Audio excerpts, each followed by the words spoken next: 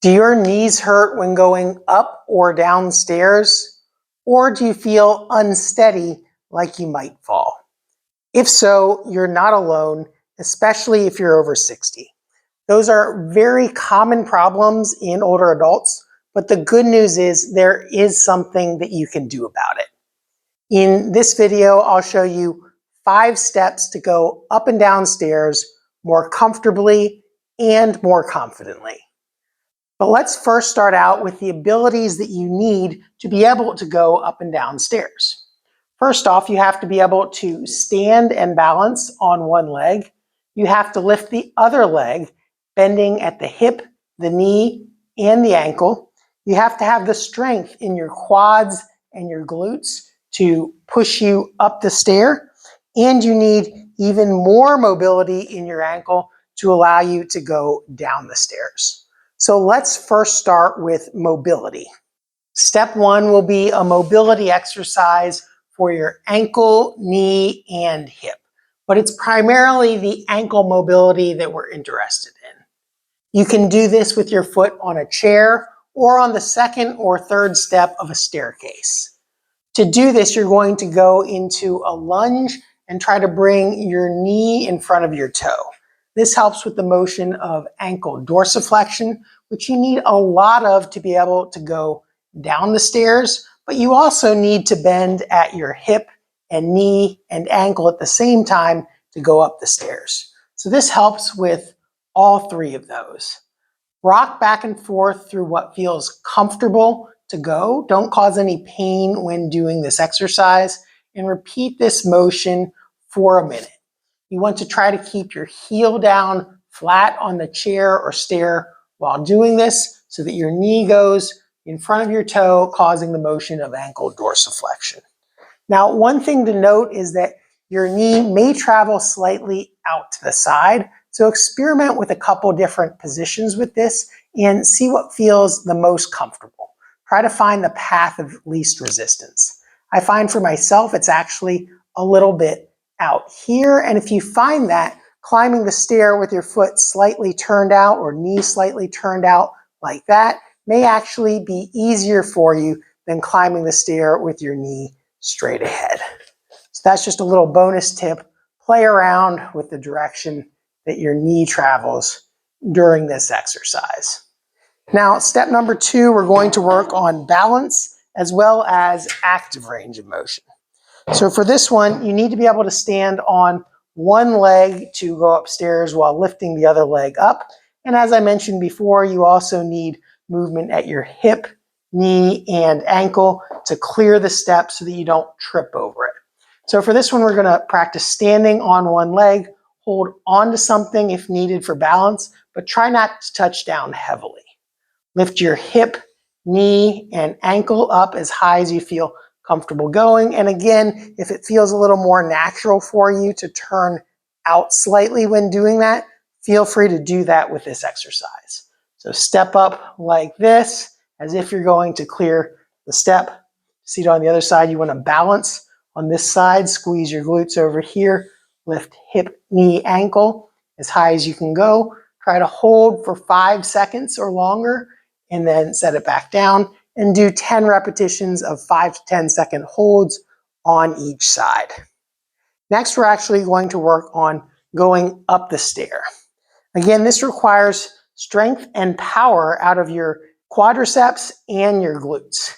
If you stay back here while climbing a stair, then it's mostly a quadricep activity, and your quadriceps have to lift your trunk over this distance in order to climb the stair.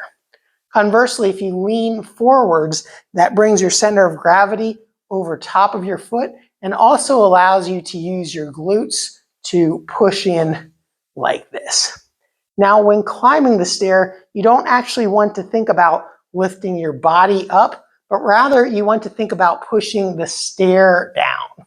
Research has shown that focusing on external cues, such as pushing something down, the stair in this case, works better than thinking about lifting yourself up or extending your knee or pushing your hip forwards.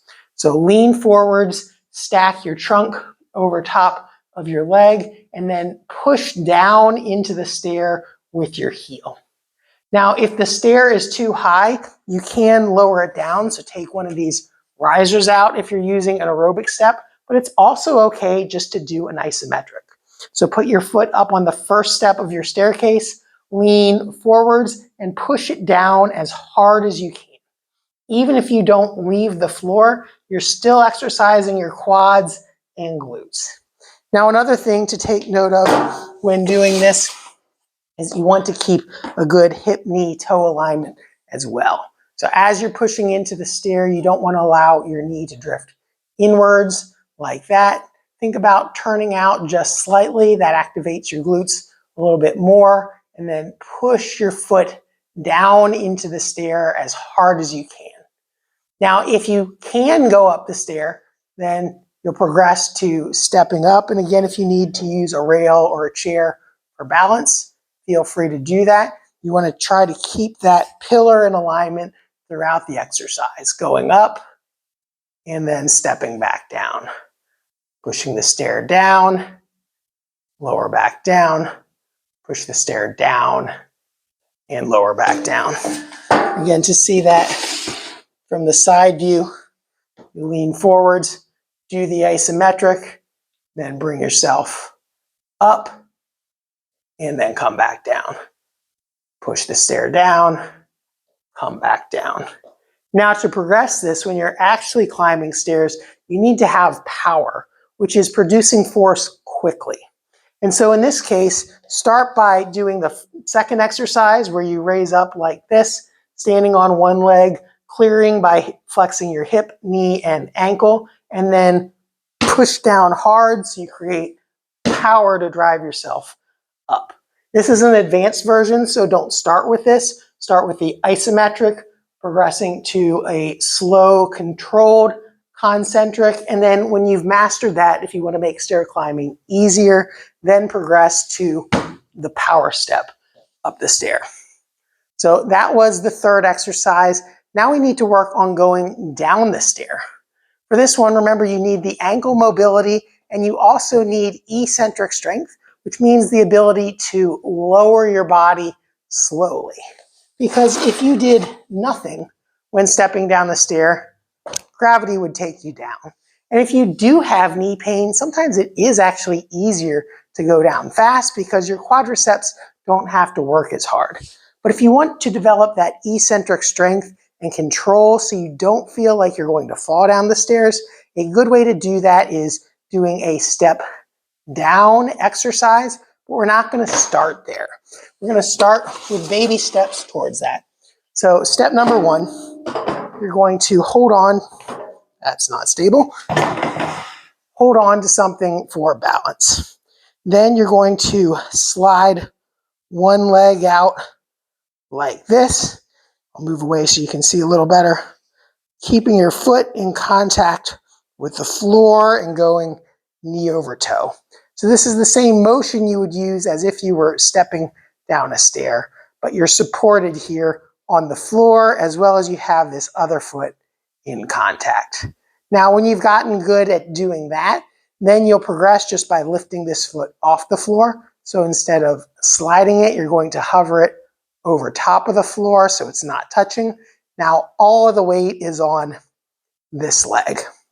And then when you've gotten good at doing that, then they're going to progress to a stair, going up on the stair, holding on to the rail with this one, and then slowly lowering down until your foot touches the bottom, and then coming back up.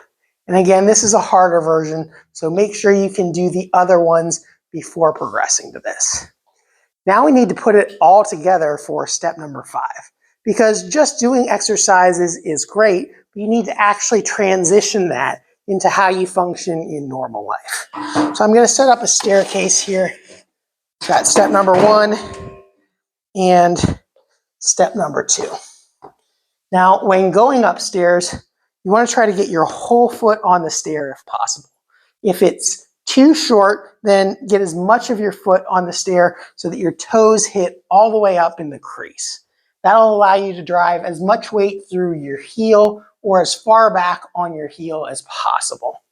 Then you want to lean forwards, stacking your trunk over top of your knee. And again, if it felt more natural for you to turn out slightly, that is okay. And then you're gonna push the stair down like we talked about before. So whole foot on the stair, stack trunk over, turn out slightly, push the stair down. Now, if you want to progress that and work on going upstairs faster, you can again do the power step like we talked about before, but when you're actually climbing stairs, you're not just stepping up onto this stair, then stepping up on that stair. You want to keep your momentum going in a forward direction. So you're going to power step through this stair and right on to the next. What that would look like would be power step onto the next.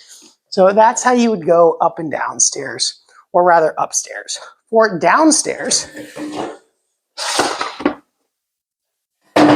again, that's mostly like the step down exercise that we did before. You're going to do a slow, controlled lowering like that, and then you go down to the next one. However, if you can't do that, like I mentioned, sometimes going faster is actually easier because gravity is going to take you down and the work is actually slowing down gravity. And oftentimes people will go slow and controlled because they're afraid that it's going to hurt, but that fear and slowing down is actually what makes it hurt. So if you try going downstairs just a little bit quicker, you may find that it's actually easier and less painful to do. Another tip that can help, and particularly if you lack the motion of ankle dorsiflexion or knee over toe, is that when you get to that end range, if you can't get your knee any further forwards, your knee may travel inwards, throwing your knee out of alignment, and that can create some knee pain as well. So if you hang your toes just a little bit over the edge, that allows you to kind of use the edge of the stair as a pivot point, and you don't need as much ankle dorsiflexion. So whole foot on stair, you need a lot of ankle dorsiflexion in order to be able to get down. Rolling over like that, you can kind of step around it. So hopefully you did find these tips helpful. Now I realize this was just an aerobic step, and it is easier to see it on an actual staircase. If you'd like to see some of these tips in action on actual stairs, check out this video over here. But before you go, if you found this one helpful, make sure to give it a like, and if you haven't already, subscribe to the channel so you get notified of my future tips. Thanks for watching, and I'll see you in the next one.